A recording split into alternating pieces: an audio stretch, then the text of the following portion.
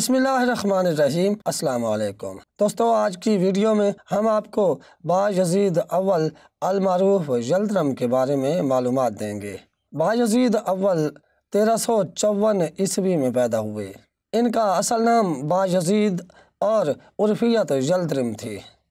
بایزید اپنے دشمن پر تیزی، پھرتی اور آسمانی بجلی کی طرح حملوں کی وجہ سے یلدرم کے نام سے پکارے جاتے تھے۔ اپنے والد سلطان مراد اول خداوندگار کی شہادت کے بعد 1389 میں خلافت عثمانیہ کے چوتھے فرما روا بنے۔ اقتدار ملتے ہی بایزید کو اپنے چھوٹے بھائی یعقوب کی بغاوت کا سامنا کرنا پڑا، جسے اس نے آسانی سے کچل دیا۔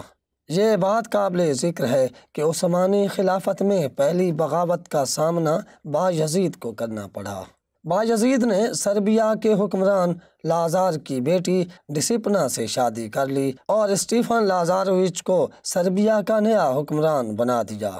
عیسائی بیوی کی وجہ سے اسے شراب نوشی کی عادت پڑ گئی، اور جب عیسائیوں نے سلطنت کے خلاف بغاوت کی تو وہ شراب نوشی سے تائب ہو گئے۔ بایزید اول نے 1391 میں قسطنطنیہ کا محاصرہ کر لیا۔ یہ شہر اس وقت بازنطینی سلطنت کا دارالحکومت تھا۔ 1394 میں بازنطینی حکمران جان پنجم کے مطالبے پر عثمانی حکومت کو شکست دینے کے لیے پوپ یونیفیس نہم نے صلیبی جنگ کا اعلان کر دیا۔ ہنگری اور رومی حکمرانوں کی قیادت میں اس عیسائی اتحاد میں فرانس اور ولاچیا بھی شامل ہو گئے۔ دونوں افواج کا تصادم 1396 میں نیکوپولس کے مقام پر ہوا، اور اس جنگ میں بایزید نے شاندار فتح حاصل کی۔ اس فتح نے نہ صرف عیسائیوں کی کمر توڑ دی بلکہ بایزید کو شہرت کی بلندیوں پر پہنچا دیا۔ اس فتح کی خوشی میں برسا میں اس نے ایک مسجد اولو جامع کے نام سے تعمیر کروائی۔ بایزید نے صلیبی جنگ تو لڑی، مگر پھر بھی 1401 تک قسطنطنیہ کا محاصرہ جاری رہا، اور قریب تھا کہ بازنطینی حکمران شہر کو چھوڑ کر بھاگ جاتا اور شہر مسلمانوں کے ہاتھ فتح ہوتا کہ اچانک بایزید کو مشرقی سرحدوں پر تیمور لنگ کے حملے کی اطلاع ملی، اور مجبوراً بایزید کو قسطنطنیہ کا محاصرہ اٹھانا پڑ گیا۔